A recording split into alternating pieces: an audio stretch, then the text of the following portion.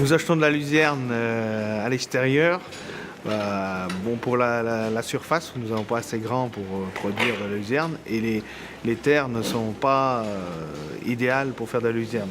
Des terres trop humides. La luzerne, pour nous, alors c'est important parce que ça se complémente bien avec le maïs en silage. Le maïs en silage apporte de l'énergie. La luzerne apporte des protéines et elle fait très bien ruminer la panse des chèvres. On achète entre 200 et 250 tonnes.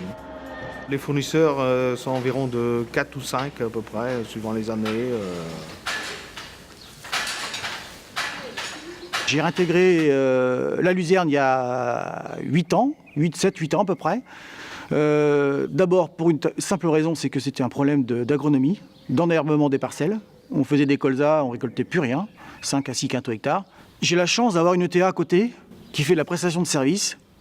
On a la faucheuse à rouleau, on a le retourneur d'andin, on a l'endéneur et on a le traîneau endéneur. Et on a 2 cubiques. C'est-à-dire que quand je décide de faire quelque chose, je fais.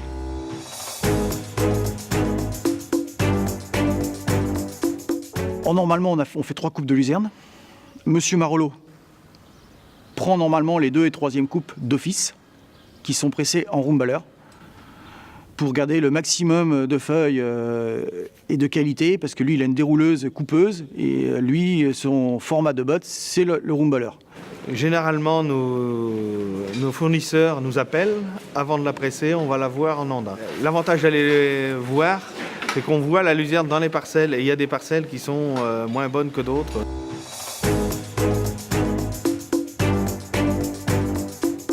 Le prix est décidé en principal avec M. Marolo. J'ai un petit relationnel avec 5-6 éleveurs. J'appelle, bon j'ai ça, est-ce que ça t'intéresse, à tel prix? Après on discute du prix, puis voilà, après on arrive à s'entendre. Et aujourd'hui on est là, il n'y a pas une botte de luzerne qui reste. Alors on leur demande une qualité extra.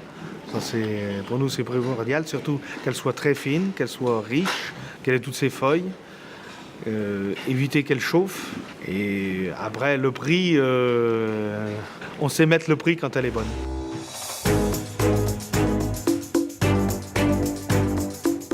Le partenariat, pour qu'il fonctionne, il faut avoir confiance. Pour le stockage, comme on n'a pas assez de stockage ici, plus de la moitié gardent leur luzerne chez eux tout l'hiver.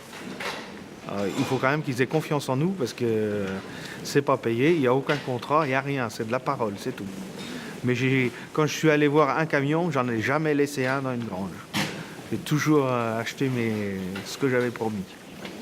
Quand je dis je le prends, je le prends. Aujourd'hui, ça marche en confiance, quoi. Ça fait 4-5 ans qu'on fait comme ça. Il y a une confiance qui s'installe. Mais c'est vrai que M. Marolo, je ne proposais pas la luzerne que je ne sens pas pour lui. Produire une luzerne, 1re, 2e, 3e coupe pour le même éleveur, ou la même typologie de production, je ne pense que c'est pas concevable.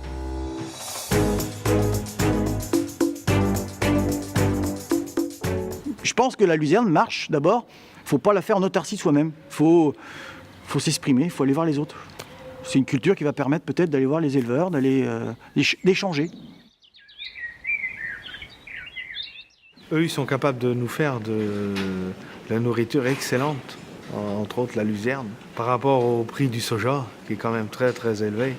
Si eux, ils continuent à nous faire de la luzerne, nous, on pourra continuer à faire de l'élevage, je pense. Bon, après, il faut quand même la payer, la luzerne. Il faut quand même savoir que ça leur coûte. Il faut quand même tout le monde gagne. Il faut les garder, nos céréaliers. Il ne faut pas penser qu'à nous, quoi. C'est important.